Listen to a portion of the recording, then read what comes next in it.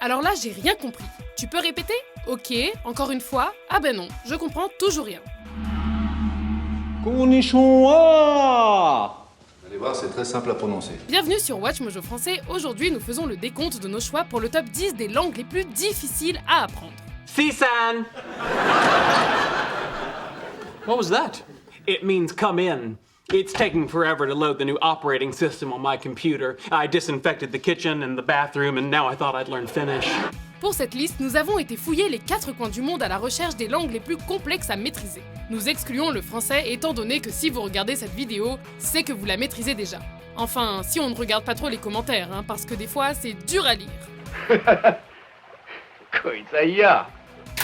Numéro 10, le hongrois. Vous imaginez à quoi ressemblerait la culture populaire sans nos personnalités hongroises préférées? Il n'y aurait quasiment aucune différence en fait. Phrase 4.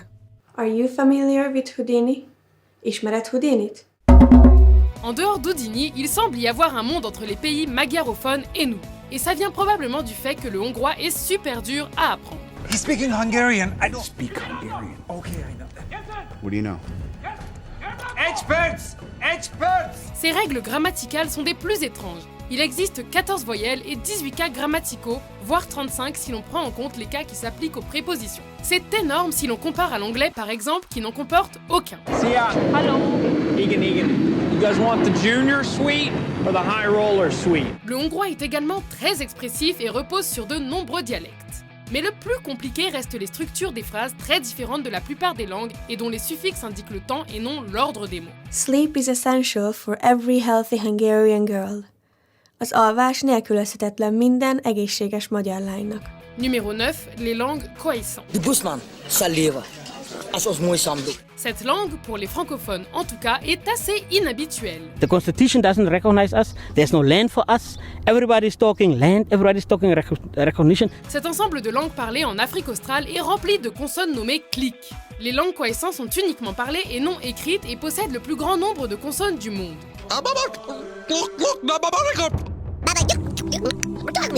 Du coup, la manipulation des sons est très importante. Étant donné qu'il n'existe que très peu de traces écrites, vous devrez les apprendre en côtoyant le peu de personnes qui les parlent. Soon they could be gone entirely. I'm arriving not a moment too soon. Numéro 8, le coréen. Does it look like I speak Korean? Le problème avec le coréen, c'est qu'il s'agit d'un isolat, c'est-à-dire qu'il n'a pas d'ancêtre commun ou de lien généalogique avec les autres langues. En gros, le coréen n'est propre qu'à la Corée du Sud et du Nord, qui, si on fait le calcul, n'englobe qu'une petite portion de la planète. Si on rajoute en plus un alphabet unique et totalement indépendant, on se retrouve avec une courbe d'apprentissage assez raide.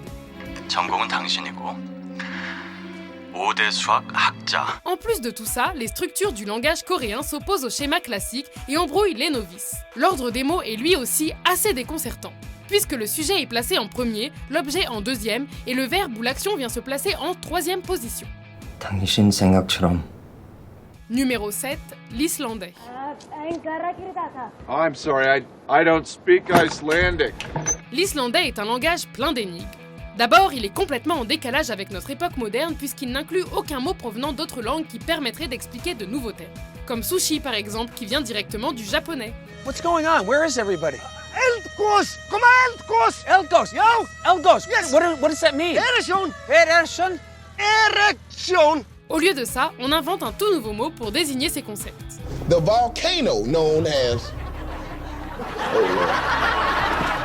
Mais mis à part ça, l'islandais n'a pas bougé depuis sa création il y a des siècles et possède toujours ses structures de phrases et son alphabet unique établi par le passé. On vous souhaite bonne chance pour trouver un professeur, étant donné que l'islandais est aujourd'hui parlé par moins de 400 000 personnes. Numéro 6, le sanskrit. Nick, you know what that says? No, I don't read Sanskrit. Make reasonable choices. That's an odd thing to get tattooed on your neck. Bien que la plupart d'entre vous aient probablement déjà entendu parler de cette langue, il est tout à fait possible que certains ne la connaissent pas. Gentle. This is hundreds of years old. Is that some kind of writing? Yeah, it's Sanskrit. Le sanskrit est la langue sacrée de l'hindouisme et le langage philosophique du bouddhisme, du sikhisme et du jaïnisme. Il s'agit également de l'une des 22 langues parlées en Inde, ce qui signifie qu'elle est reconnue par la constitution indienne. Ceux qui tentent d'apprendre cette langue ont du mal avec ses règles de grammaire atypiques. It gives them brilliant linguistic training. They use all parts of their mouth. and the Sanskrit scriptures are inspiring. They're full of very inspiring philosophical concepts, and this is why we teach it. Le sanskrit, par exemple, possède 3 genres, le masculin, le féminin et le neutre, et 8 cas. En plus de ça, le sanskrit a beaucoup de modulations. En gros, c'est dur. Even the word video is based on the Sanskrit word Veda, which means to see or reveal. Numéro 5, le finnois. Grapes. Reipalit. Le problème avec le finnois, c'est la traduction. Les règles de grammaire du finnois sont honnêtement assez dingues pour ceux qui n'ont pas l'habitude, à la fois dans sa structure et dans sa prononciation. Yine. He's really funny, I can't even translate that. Il est très dur à traduire et même quand on y parvient, le résultat ne fonctionnera probablement pas. Where is he now? In the hotel gardens.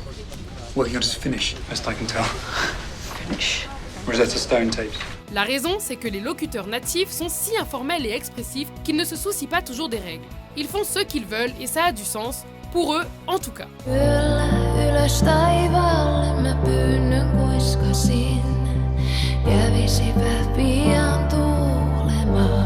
Numéro 4, le japonais. You should learn Japanese. Very easy. No kidding, I heard it was kind of hard. Voilà une langue qui demande une grande préparation et beaucoup de travail avant de pouvoir accomplir quoi que ce soit. Si vous voulez écrire du japonais à peu près correctement, vous devez d'abord apprendre des milliers de caractères. La plupart d'entre eux se prononcent de différentes façons ou ont plusieurs significations rendues encore plus complexes par les règles de combinaison de ces caractères. Il existe 3 syllabaires, les hiraganas, les katanakas et les kanji. Et les règles changent à chaque fois. Une fois qu'on a compris tout ça, on peut enfin commencer l'apprentissage de la langue parlée.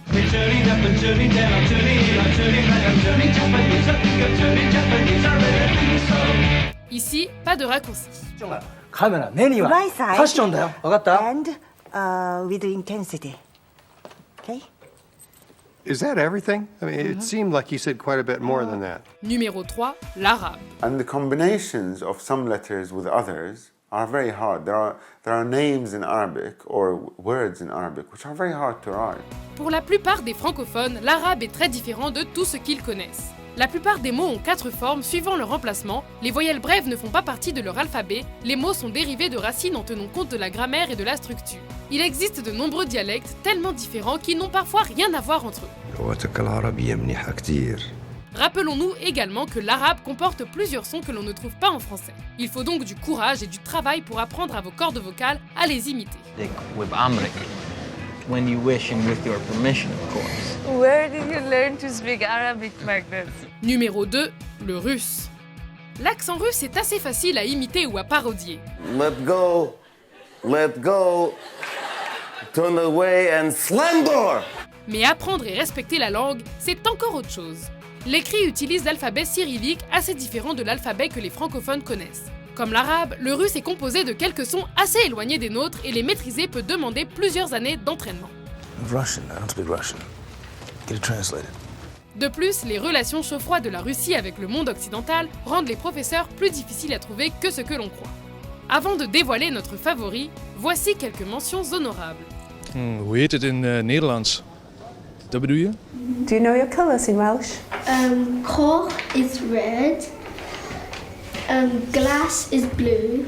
Has a Greek translation. Well, it's called αυτή τη φορά και εκείνη τη φορά. But I'm not sure it's the correct one. Here you go, Bart. It's a long shot, but that's all I can do without learning ancient Hebrew. Bart, I am not gonna learn ancient Hebrew. Numéro 1, le chinois. Il serait injuste de ne pas mentionner le chinois vu l'importance de son rôle dans de nombreux langages complexes. Dans cette optique, on inclut dans le chinois le mandarin et le cantonais. Ce sont toutes deux des langues à tons, mais le mandarin possède 4 tons et le cantonais en utilise plus de 6. Hi. Le chinois est rempli d'homophones, de dialectes et de proverbes. Du coup, ce n'est pas parce que vous connaissez la langue que vous pouvez la comprendre.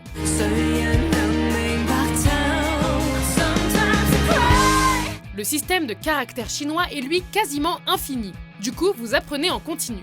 Il n'y a littéralement pas de fin à l'apprentissage du chinois, alors soit on persévère, soit on abandonne. 你的剑莫非只为仇恨而练？不错，我的剑10年来不敢有一刻倦怠。 Vous êtes d'accord avec notre liste? D'après vous, quelle est la langue la plus difficile à apprendre? Pour plus de top 10 captivants, n'oubliez pas de vous abonner à WatchMojo français. Bienvenue